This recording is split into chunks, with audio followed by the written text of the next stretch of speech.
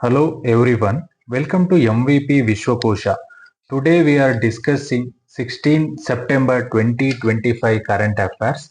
In that first point, that is about recent news about INS Andro. Okay, that is the second indigenous anti-submarine warfare. Okay, that is a shallow watercraft. Okay, so in this Garden Rich Shipbuilders and Engineers, Kolkata delivered Androth, the second anti-submarine warfare shallow watercraft. Okay, that is Arunachalpradeshsiangdamproject class to that Indian Navy. Okay, so in this that delivery reported in this mid September 2025. So in this built by that GRSC, that is Garden Reach Shipbuilder Limited and SWS program. Okay, so 8 ships contracted. So what is the main that role and capability? It is a literal coastal anti-submarine warfare and subsurface surveillance in shallow waters, and also low intensity maritime operation, laying and coordinated ASW with aircrafts. Okay? And also that is equipped with the indigenous 30 naval gun and lightweight torpedoes and ASW rockets and advanced shallow water sonar suits. Okay? So all that for exam perspective, this INS Androth, and it is also that second ship. Okay, after that Arunala class ASW SWC. Also, it is a shipbuilder by GRSC, that is Garden Reach Shipbuilder Engineers Kolkata. So all that points very important, and it is the series of 8 ASW shallow watercraft being built by for Indian Navy. Main primary mission, that is anti-submarine operation, shallow little waters, not blue water, or that used for to contrast with large ASW frigates and destroyers. Okay, very important exam perspective, geostrategic contest and all force posture and operational utility, indigenous defense manufacturing and policy angle, defense diplomacy and deterrence. All that perspective, it is very important. Okay, that is about Android. Next news, that is about recent Assam, okay, 5.8 magnitude earthquake. Okay, so that is recent earthquake. Okay, that 14th September. Okay, almost 4:41 p.m. Indian Standard Time. Location actually epicenter near Udalguri district of Assam. Okay, magnitude around 5.8 on Richter, that local magnitude scale. Very shallow depth. Okay, 5 kilometer. And after that, at least 3 aftershocks recorded, magnitude 3.1, 2.9, and 2.7. So areas of various districts of Assam, that is Guwahati, Udalguri, Sonipur, okay, or nearby and all. And also in neighboring areas, that North Bengal, that Siliguri, that is near Kolkata, and also parts of Bhutan, Arunachal Pradesh also. Okay, no major damages in that. Okay, no to infrastructure reported initially, and 2 girls injured, okay, because of roof or minor roof damage in their home, and also minor non-structural damage, cracks and all in several locations. So all that exam perspective, that tectonic contest, that location in seismic zone, because northeast India lies in the complex zone wherein the India plate is colliding with the Eurasian plate. Okay, that both Indian plate as well as Eurasian plate colliding, right?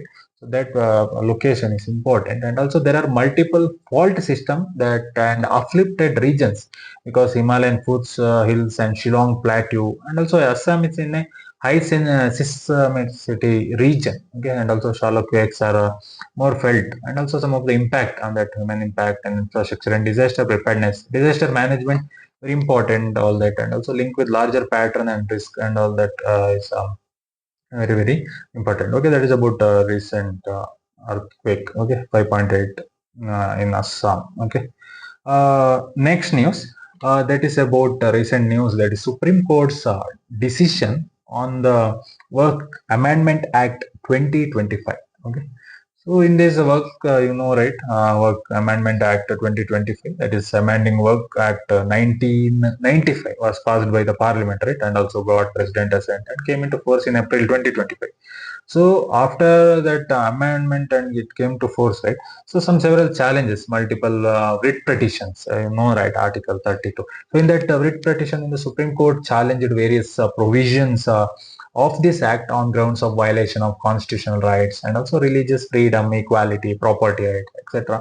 Also some Supreme Court's decision that interim orders, that Supreme Court's refused to stay the entire act it remains valid. But Supreme Court has stayed put up hold certain controversial provision until further rules conclusive judgment. So all that provision stayed suspended. Some of the key include the clause that a person must have a practiced Islam for 5 years in order to dedicate property as work, that and also some provisions granting district collectors sweeping power to determine work status or on disputed properties, and also work by user doctrine of provision. That this has been deleted by the amendment, and in Supreme Court's order, its deletion was upheld. This concept is no more or the removal is accepted. And also some third-party rights, creation on disputed work property are restricted out there. Okay, these are provisions that stayed and suspended. And also it upheld, not stayed, that many other provisions in the Act are still in force, including reforms related to representation, registering of work property, oversight, etc. Also, the court said there was no prima facie case to strike or stay the entire act. Okay, so all that exam perspective, that legal and constitutional issues, that presumption of constitutionality of laws passed by the parliament. And so Supreme Court held on the stay of the whole act, there must be a strong case showing unconstitutionality, right? So for that, freedom of religion, Article 25 is important, and equality, that is Article 14, and also non-discrimination, that is Article 15, and also property right, that provision like 5-year practice of Islam could violate equality and religious freedom, and also discriminate. The Supreme Court stays them pending rule-making hearing. And also separation of powers and abuse of administrative power. And also provisions giving administrative officers, example district collector, large powers to work status, disputed property might lead to arbitrary exercise of the powers, right? So all that perspective very important. Balancing religious autonomy of state regulation, minority right, constitutional values and equality, rule of law, checks and balance, administrative fairness, political and social reaction and stabilities. All that policy implication, all that perspective, exam perspective, it is very, very important. Work Amendment Act 2025 and Supreme Court's decision. Next is about Hazarika's birth anniversary centenary. So in that perspective, very important. You should know about that personality. He is a Bharat Ratna awardee, Dr. Bhupen Hazarika, legendary musician, singer, lyricist, and filmmaker, cultural icon from Assam. Okay, born in 8 September 1926. His birth centenary 100-year celebration from 8 September 2025 to September 8 September 2026. Okay, 1 year. Some of event, that inaugural function of the centenary celebration held in Guwahati, Assam. Also, Prime Minister Narendra Modi addressed the celebration, described Hazarika as a Sudha Kranta, okay, that noted his role uniting that Northeast during the militancy and neglect. And also, Government of Assam launching year-long celebration, including release of an biography, translation into many Indian languages. Okay, and also chose performance involving 1,000 singers, commemorative coin approved by Union Finance Ministry, that is 100 rupees coin. Also, Assembly resolution to rename Ribag Airport to Bharat Ratna Bhupen Hazarika Airport. Okay, all that Assam very important. Bhupen Hazarika, that cultural identity, unity and soft power, political development, symbolism, heritage policy, memory and institutionalization, role of artist and social change and regional development, cultural economy, all that perspective very, very important. Okay, that is about recent. Okay, Bhupen Hazarika and 100th birth anniversary and all. Okay, next news, that is about recent India's performance at the 2025 World Boxing Championship. Okay, that is especially 2 gold medals and other medals. Okay, so World Boxing Championship 2025 held in Liverpool. Okay, so in that 4 medals in total from the women's contingent, and 2 gold, 1 silver and 1 bronze. Okay, gold medalist Jason Lamboria won gold in women's 57 kg weight class and defeating Olympic silver medalist. Okay, and also Meenakshi Huda won gold in women's 48 category, defeating and also that other medals, silver, okay, Nupur Sharan, and bronze, that is Pooja Rani. Okay, very important. First ever overseas showing by the Indian women boxers at the World Championship. Okay, men's contingent did not win any medals. First time in 12 years among such events. Okay, very important. That sports diplomacy and soft power and gender and social implications, sports and governance policy, investment and Olympic cycle and future prospects. All that, and also that very important exam perspective, sports and all. Okay. That is about recent, okay, World Boxing Championship and India's medal tally and all. Next news that is about Grey Rhino event. Okay, that is about the Wayanad landslide, right? So you know, right, that last year that Wayanad landslide. Okay, so that 30th July 2024, heavy rain. Okay, so preceding landslide over 422 death and 397 injured, many missing, large displacement, destruction of houses, farms, infrastructure.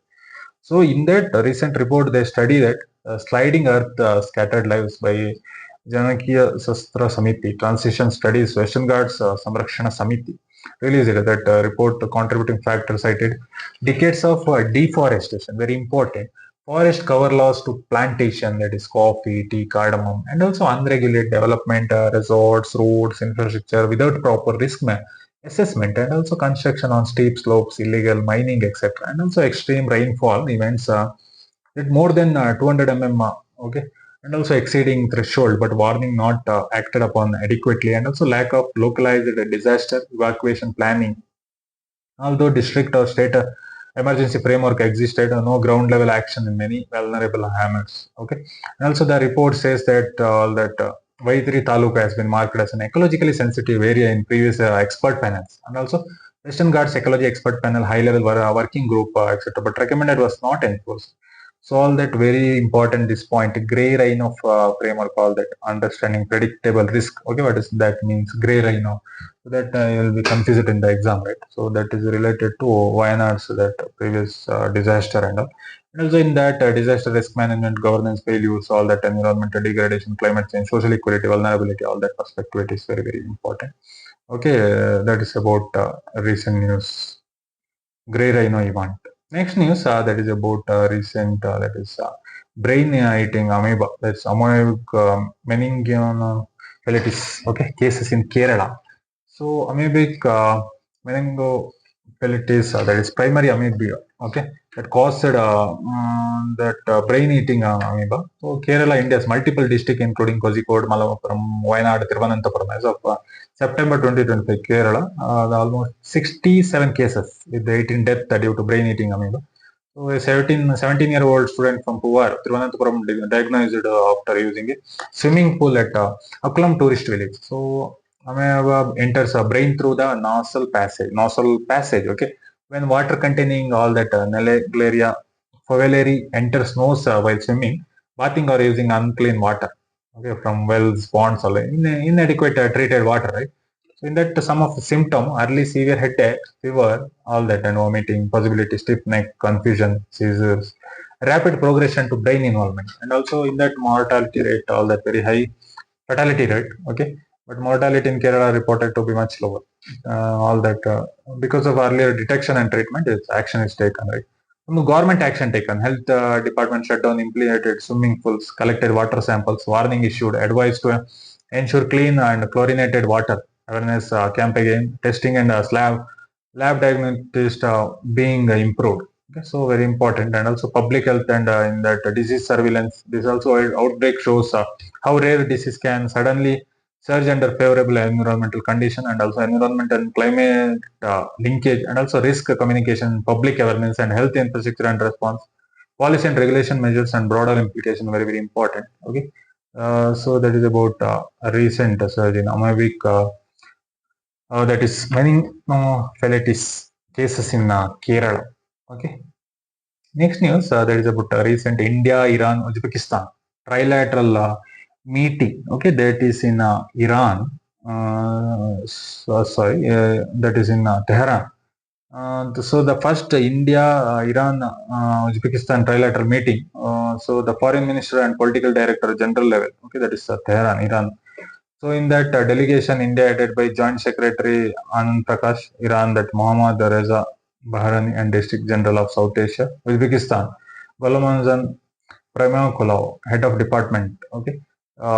In this main agendas that cooperation to combat extremism and terrorism, and also enhancing connectivity and trade, especially via strategic transit route, and also emphasis on use of Chabar port by Uzbekistan, utilizing strategic location, and also reviving progress on various working groups decision, Chabar working group, Mumbai meeting, that is November 2024, and also development of international north-south transport corridor, very important corridor, and also The next step agreed to make this meeting regular annual mechanism.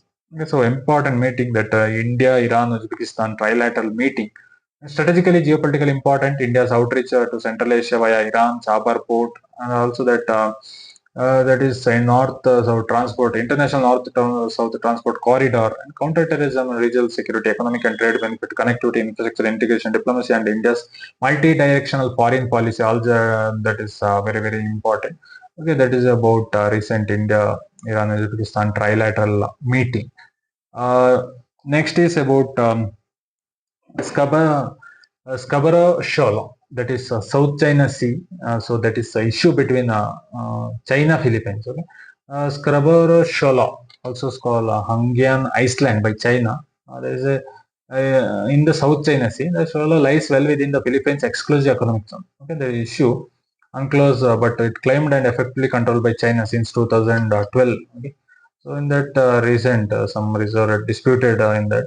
Okay, so that China approved to plan establish a national nature reserve over all that Scarboroughshoalchinaphilippinesissue, covering 3,524 hectare coral reef ecosystem. For that, Philippines reaction, Manila strongly Philippines strongly protested, calling China reserve designation illegal under the international law, seeking as an pretext for asserting control.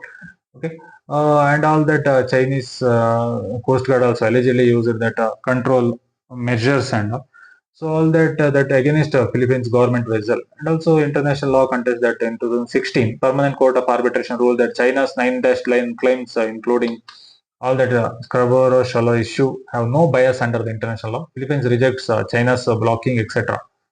Okay. Strategically important that Shola is strategically located 200 km of Philippines, Luzon has rich fisheries, coral reef, and lagoon is sheltered, also near major shipping lanes. All that strategical geopolitics, control and sovereignty assertion, fishing and local livelihood, maritime domain and freedom navigation, international law and diplomatic norms, that is UNCLOS. Okay, even clause very, very important.